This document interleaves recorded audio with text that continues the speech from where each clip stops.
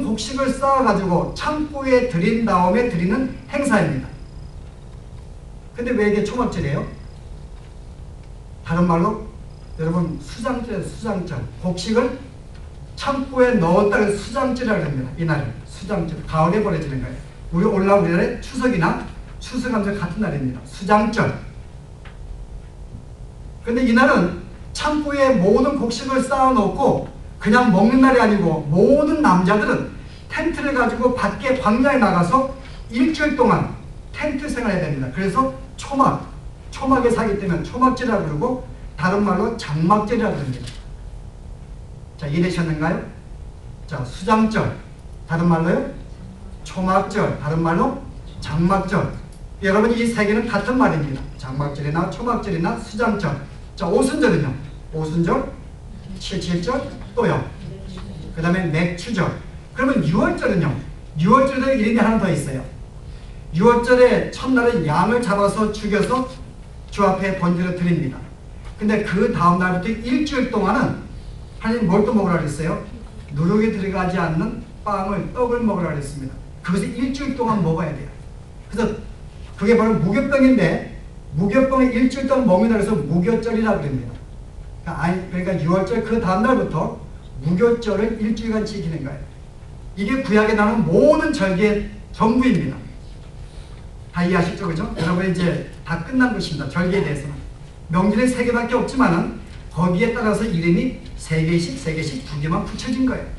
그러나 대표적으로 우리는 6월절, 때로는 오순절, 때로는 초막절 이렇게 대표적으로 부릅니다. 그러면 초막절은 어떤 행사를 할까요, 여러분? 초막절은요. 초막절이 딱 오늘 이제 초막절이 되게 되면 크게 3가지 행사를 해야 됩니다. 제일 먼저 곡식을 쌓은 다음에 온 남자들이 텐트를 가지고 밖에 나갑니다. 이날은 성경에 보면 내가 기뻐하고 즐거워하라 그래요. 정말 기쁜 날입니다. 곡식을 쌓아놓았으니까는. 근데 그것을 혜택을 보지 않냐고 곧장 밖에 나가서 여러분 일주일간 텐트를 해보세요. 며칠은 즐겁죠. 텐트에 가서 여러분 정말 여러분 힘들 수가 있어요. 실제 그 자체의 행사는 굉장히 고단한 것입니다. 화장실이 있겠어요? 물이 있겠어요? 여러분 이스라엘은 사막 같은 지역인데 뜨거운 햇빛에 뭐가 있겠어요? 물이 있겠습니까? 정말 고생입니다. 근데 그날을 기뻐하고 즐거워하라 그럽니다. 텐트를 치면서 동시에 실로암에 가서 물을 떠다가 성전에 올라가서 제단 위에 물을 뿌려가지고 성전에서 물이 흘러내리게 만듭니다. 그게 또 하나의 행사예요. 또 하나는 성전에 들어가서 큰 촛대를 세워놓습니다. 불을 밝힙니다. 이 3가지 행사를 해요. 자, 이 의미가 여러분 무엇인지, 이것은 매년마다 대대로 영원토록 지켜야 될 규정입니다. 6월절에는 양을 잡고 쓴나물을 먹고 그 다음에 무교병을 일주일간 먹는 날이 있고요. 초막절을 맞이하게 되면 그들은 큰 촛대를 불을 켜야 되고 물을 뿌려야 되고 텐트 생활을 해야 됩니다. 이 행사는 그들이 매년마다 가는 행사입니다. 예수님이 그 행사를 치르려고 지금 초막절에 올라가시는 거예요. 집에 거하시는 것이 아니고 텐트 생활을 하시기 위해서요. 근데 이날 여러분이 왜 이렇게 말씀하신대요? 이 모든 행사의 의미가 바로 그리스도를 가르치기 위한 것입니다. 그리스도를 나타내기 위해서. 실제 이것은 단순히 행사, 절기로 끝나는 게 아니에요. 이스라엘 백성은 그 의도를 모르고 그냥 내가 촛불을 켜었기 때문에 물을 떠다가 제단에 부었기 때문에 텐트에서 일주일 했기 때문에 우리는 절기를 지켰다고 생각합니다. 그런데 하나님은 단순히 절기를 지키라고 주신 것이 아니에요. 명절을 지키라고. 그 의미가 무엇인지를 계속 알게 만들기 위해서 이 3가지를 강조하신 것입니다. 그것은 오신 메시아에 대한 그분의 사역이 무엇인지를 알게 만들기 위해서 계속 강조하신 거예요. 그래서 우리가 오늘 이 내용을 좀 더 깊이 들어가기 위해서는 먼저 6월절과 초막절을 바라봐야 됩니다. 왜냐하면 여러분 지금 6장에 지금 500의 기적이 나타났는데요. 그때 떡을 먹였습니다. 무교병 예상되죠? 이때가 언제예요? 6장은 6월절입니다. 여러분 성경 보시면 6장 보실래요?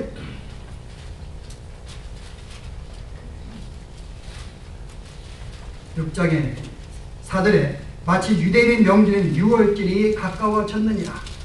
그리고 이제 500의 기적을 행하신 거예요. 그러니까 이것은 떡을 만들어 먹이신 것은 6월절을 회상시키기 위한 것입니다. 그 다음에 7장에 가서 초막절을 언급하시면서 그 다음에 빛을 발하십니다. 두 가지는 뭔가 밀접한 연관이 되어 있다는 거예요. 그래서 우리가 초막절을 이해하기 전에 먼저 유월절의 의미를 이해하지만이 초막절이 무엇인지 이해할 수 있습니다.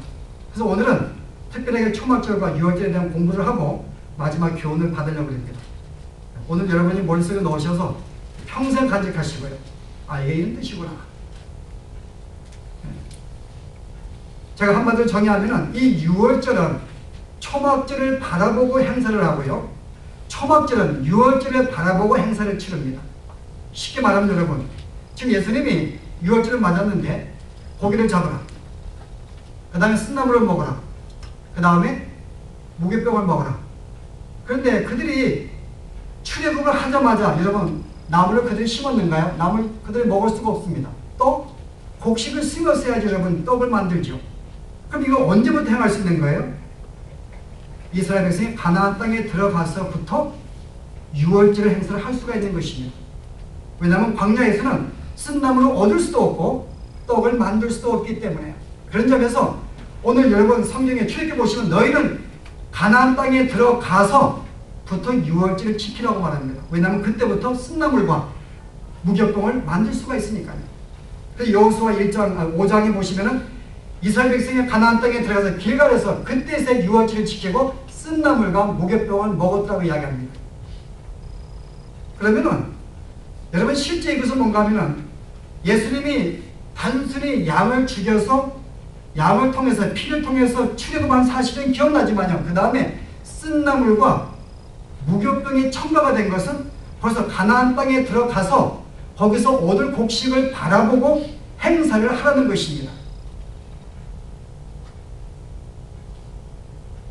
근데 다행인 것은 혹시 제가 이거 준비하면서 분명히 3분의 1은 조실 것이다 라고 제가 염려했는데 오늘 보니까 조시는 분은 없네요. 그죠?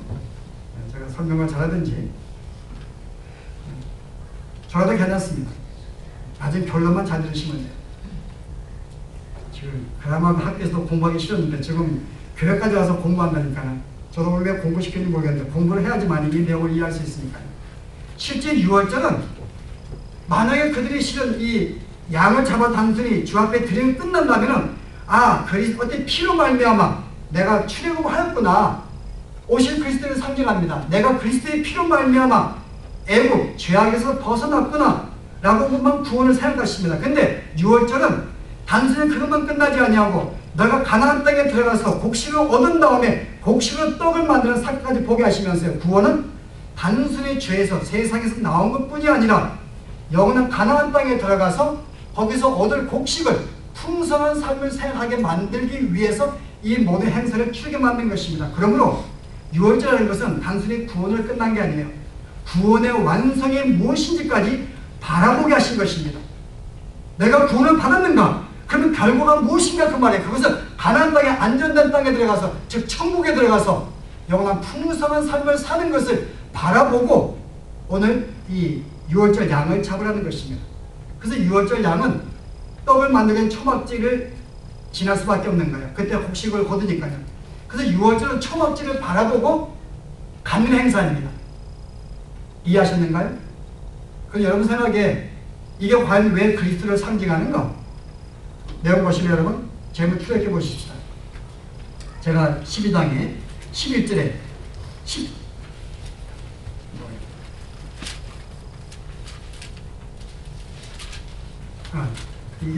여기 제가 잘못 봤네요. 다른 내용 보십시오. 민수기 그 다음에 민수기 9장 12절 말씀에 제가 있습니다. 11절부터 2월 14일 해질 때에 그것을 지켜서 어린 양의 무교병과 쓴 나물을 아울러 먹을 것이요 아침까지 그것을 조금도 남겨두지 말며 그 뼈를 하나도 꺾지 말아서 유월절 모든 율례대로 지킬 것입니다. 자, 쓴나물과 무교병을 먹는데 대신 이 고기를 삶을 때 어떻게 하라고요? 뼈를 꺾지 말고 통째로 삶으라고 말합니다. 왜요? 왜 뼈를 꺾지 말라 그럴까요? 아니 솥에 들어가면은 여러분 양 한 마리 집어넣는 거 쉽지 않습니다. 뼈를 끝까지 들어갈 수가 있는데 뼈를 꺾지 말고 하여튼 솥에 넣어서 하여간 삶아서 먹으라 그래요. 왜 뼈를 꺾지 말라 그랬을까요? 불편하게. 여러분 누가 생각나요? 예수님 십자가 달리실 때에 그 무릎뼈가 꺾이지 아니했습니다. 로마 당시의 모든 사형법은 십자가에 못에 나무에 못 박은 다음에 마지막에 하는 거 뭔가 하면 이 사람이 죽었는가를 확인하기 위해서 도망가지 말라고, 혹시 안 죽었으면 다 무릎뼈를 꺾게 만들었어요. 근데 다른 두 강도는 뼈를 꺾었는데 예수님만은 뼈를 꺾지 않고 창을 찔러서 죽음을 확인했습니다. 여러분, 이 내용은 단순히 그냥 뼈를 꺾는 게 아니라 오실 그리스도의 사역을 보다 잘 밝혀지기 위해서 그렇게 말하고 있는 거예요. 그래서 오늘 이 내용은 바로 유월절 행사를 뭔가 하면은 그리스도께서 우리를 대신하여 그가 십자가의 죽음을 당해서 그 피로 말미암아 우리가 죄에서 심판에서 벗어난 그 구속을 알게 만들기 위해서. 그런데 이것이 고기를 먹을 때 하루 만에 먹으라 그럽니다. 십자가의 사건은 한 번으로 끝나야 됩니다. 다시 달릴 수는 없는 문제예요. 그러나 그리스도는 계속해서 우리에게 일용할 양식으로 찾아오십니다. 그게 바로 일주일 동안 드리는 무교절이에요. 그들은 계속 먹어야 됩니다. 누룩에 안 들어간 떡을요. 왜 누룩을 넣지 말라 했을까요? 누룩은 죄를 상징하기 때문에 성경에서. 그래서 누룩이 안 들어간 떡은 사실 불편하지만 죄가 안 들어간 순수한 떡입니다.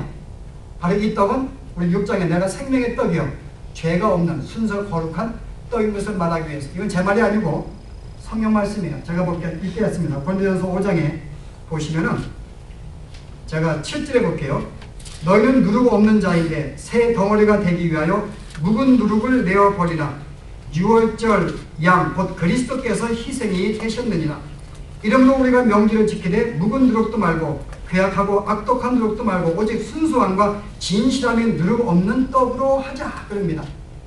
예수님의 누룩이 없는 죄가 없는 분으로 우리에게 그의 생명을 주었듯이 우리들도 그분의 삶을 본받아서 누룩 없는 죄악된 죄가 없는 삶을 남에게 생명을 주는 떡으로 살자는 의미입니다. 그 누룩이 되지 않는 것은 바로 그리스도께서 죄가 없으신 분이 우리에게 생명의 떡으로 오신 것을 알리기 위해서 누룩을 넣지 말라 그런 거예요. 쓴 나물을 볼까요, 여러분? 그들이 쓴 나물과, 물론 이것은 구원의 긴박한 의미예요. 그들이 신발을 신고 끌어내고 떠나는 것은 빨리 떠나는 의미에서요. 쓴 나물은 뭔가 하면은 그들이 애굽에서 있을 때 얼마나 고통스러웠는가. 노예로서의 너희가 구원받게 되는 너의 삶이 얼마나 비참하고 쓰고 고통스러웠는가를 다시 한번 상기시키기 위해서 쓴 나물을 먹게 합니다. 동시에 먹게 해요. 무교병도요. 무교병은 이와 같은 죄인을 위해서 대신 그가 고난을 희생해 예수 고난을 받으신 거예요. 그분의 고난과 죽음으로 우리에게 떡을 주었기 때문에. 그래서 오늘 떡을 먹고 쓴나물을 먹는 것은 하나는 그리스도께서 나를 위해서 당신의 생명을 주신 고난받은 것을 생각하게 만들기 위한 것이고, 쓴나물은 나의 삶이 얼마나 비참했는지 예수 믿게 되네. 그래서 상기시키려 한 것입니다. 그래서 단순히 십자가의 어린 양의 피로 죽은 것에 끝나지 아니하고 일주일